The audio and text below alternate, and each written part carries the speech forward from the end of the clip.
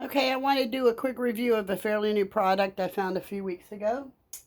It is called the Resiners Curing Station or something like that. I got it on Amazon. Anyway, this is it. Okay, that's the lid. There's the actual unit. Okay, and it comes with 3 trays.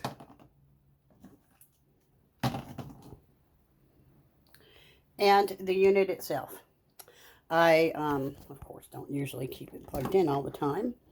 Anyway, what you got to do is, when you put the resin in here, generally it only takes about 2 hours to cure a 24-hour piece, which is totally awesome.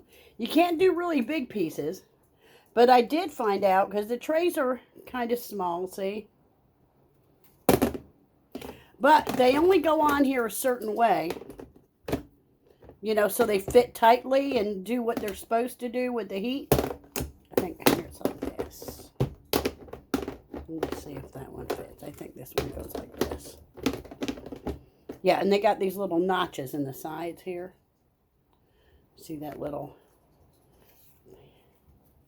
piece right there? I'm not the greatest reviewer, so I just want to show you. Anyway, so each one of these fits on top of each other like this. Let's see. Okay, got it. Okay, there's not a ton of space in between them, but there's enough to do, you know, coasters and things that aren't too deep.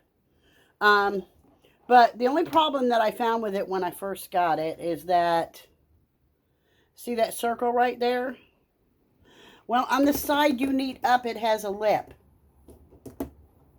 Okay, and when you go to, if you set something that's bigger than what's going to fit around the edges there, that lip is going to make it out of shape. So what I did, because you can't do them upside down. The upside down space doesn't have that lip. But for some reason it doesn't sit right, so it doesn't seal right. I took and cut that lip off with some nippers. And then I took my nail file thingy and used my embroidery board and roller and just cleaned it up so it's nice and flat. So now they all sit like they're supposed to. I think that's the only flaw with the unit that I think that they need to fix. Maybe make the trays a little bit bigger. But if you have a piece that is a little bit thicker that you want, and as you can see I haven't cut this one off yet, I would just take this. I think this one can go, no, it has to go upside down too. And cut it off, and then you can put a bigger, thicker piece, because there is a little bit more room, not much, between this, but because that sticks it down. But this sits on top of it like this. So, but I've used it a couple times and it works great as long as the trays are sitting correctly. I tried using it before I started cutting down the trays. I tried using them with the trays upside down so that lip wouldn't be in the way, but it just didn't work. It didn't cure them as well. Anyway, once you get that situated, what you do is just take one off, take it where you're working, do your piece on it. It just keeps you from having to worry about spilling it so much. And then you just plug this in, okay? And it doesn't turn on right away. You see those lines right there. See those lines? Here. See the lines?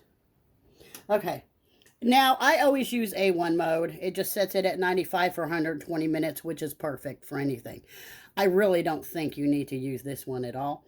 But what you do is push this button one time. Let's see.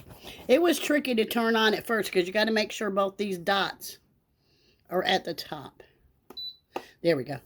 Now, once you hit that button, you see it flashing, and it just turns on. So it goes off for 2 hours, and then it goes through a cooling cycle at the very end, and then it's done. And I think if you're making bowls or something, which I've been wanting to do, I haven't tried yet, is just take them out a little early, so the pieces are a little bit bendy. But you have pretty much control over it. But for $100, I think it's a game changer when it comes to the smaller pieces.